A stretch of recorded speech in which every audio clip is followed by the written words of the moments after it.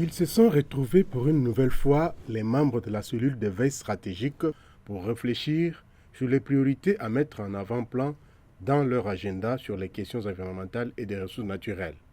Le secrétariat technique ainsi désigné devrait mettre sur pied la charte de la structure pour avancer dans les réflexions. Nous sommes dans la logique de la construction. On a été là pour la première réunion où les options ont été levées.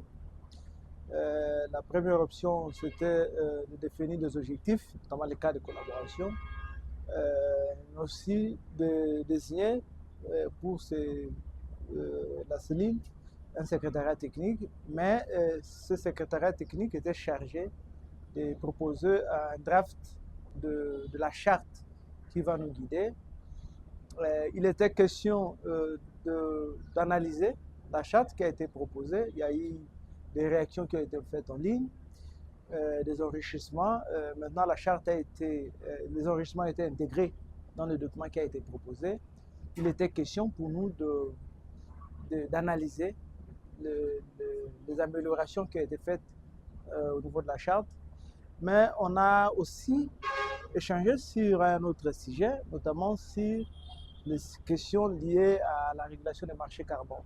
La cellule de veille, constituée des organisations de la société civile environnementale congolaise, entend structurer et renforcer le dialogue entre les acteurs non étatiques d'une part et étatiques d'autre part sur les enjeux de la gouvernance des ressources naturelles en République démocratique du Congo, comme c'est le cas des marchés carbone dont la structure a été mise en place.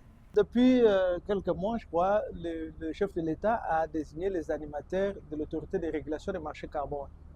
Et maintenant, il faudra que cette autorité puisse vraiment se lancer dans la mise en œuvre des actions liées au marché carbone.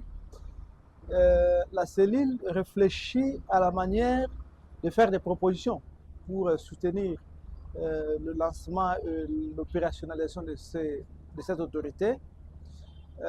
Parce qu'il y a des initiatives qui se prennent de gauche à droite sur la possibilité de régionaliser cette initiative de vente de carbone.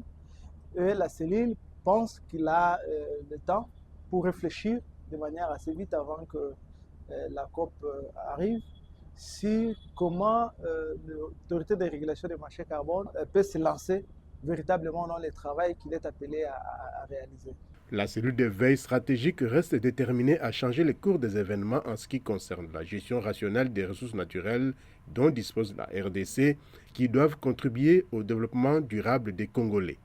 Pour la cellule, une fois la charte validée, d'autres propositions seront faites pour des contributions significatives dans les secteurs de l'environnement, du développement durable et de la nouvelle économie du climat. Les prochaines étapes, c'est la validation de la charte, parce qu'après les échanges aujourd'hui, il y a eu d'autres propositions d'amélioration qui ont été faites. Et il a été décidé qu'on tienne une réunion spécifique qui va consister à valider la charte de manière définitive, mais aussi à faire des réflexions pour des propositions concrètes sur la manière de l'opérationnalisation de l'autorité de régulation des marchés carbone. Signalons que cette cellule de veille stratégique est mise en place dans le souci de mutualiser les intelligences des membres de la société civile pour formaliser un cadre de concertation inclusif tout en coordonnant les contributions des uns et des autres.